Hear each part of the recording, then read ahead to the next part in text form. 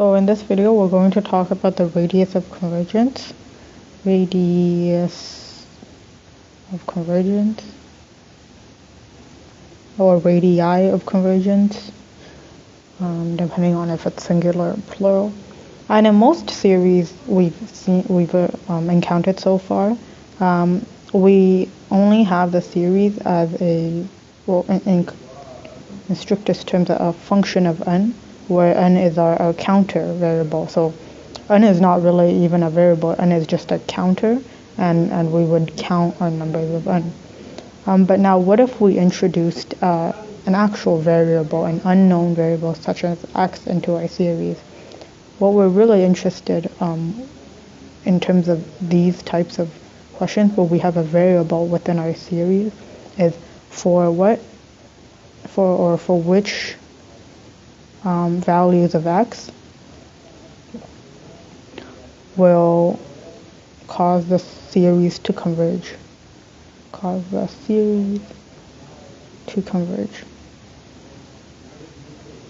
For example, obviously if x was equal to 3, then the series would converge, by the way, because 3 minus 3 is 0, and so we would just be summing an infinite number of zeros, which obviously converges.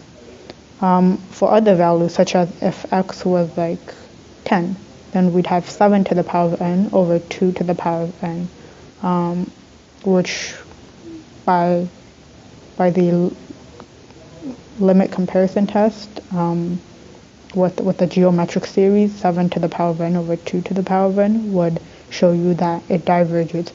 So there are certain values of x that will cause the series to converge, and the rest of the values will cause the series to diverge. And so how do we find if if a value will cause the series to converge or not? And how do we find all the values that will cause a series to converge? Well, remember from the ratio test, we know that if we have a limit as n goes to infinity of an plus 1 over an, and we know that if it's greater than 1, it diverges. If it's less than 1, it converges.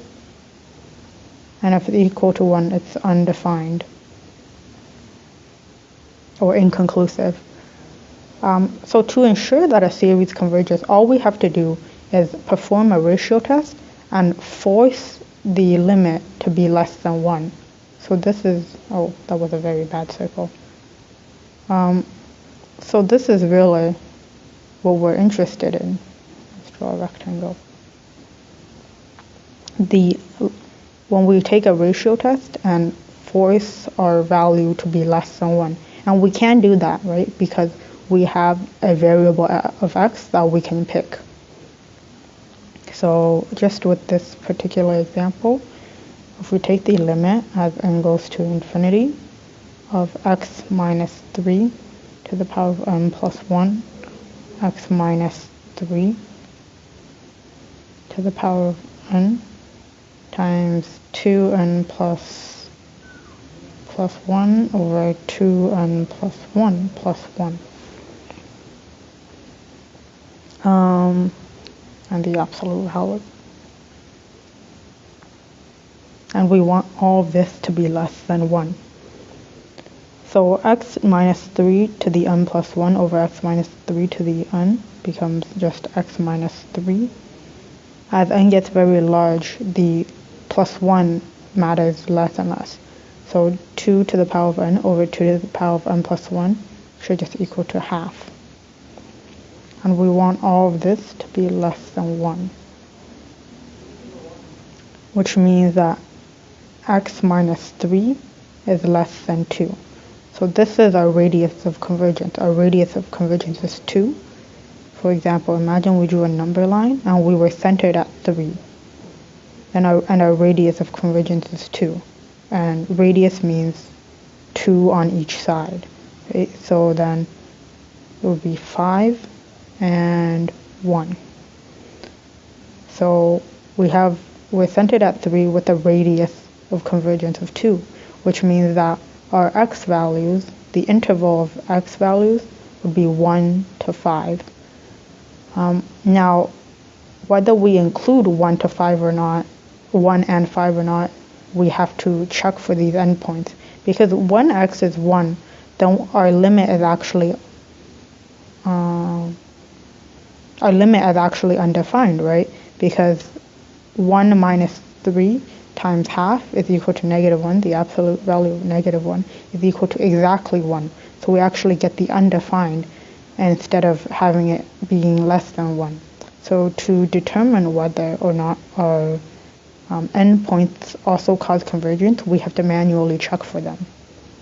So once we know our radius of convergence is 2, and we find that the interval is 1 to 5, we have to check for the endpoints of whether the interval includes 1 and 5 or not. And so to check for the endpoints, we substitute in 1 and 5 in here, and we get the series of -2 to the power of n over 2n plus 1, and 2 to the power of n over 2n plus 1. These actually both diverge by the divergence test. So they diverge by divergence test, which means that our interval doesn't include 1 and doesn't include 5. I'm going to use round brackets to indicate that my interval of convergence is x belonging to the interval of 1 to 5, not including 1 and not including 5.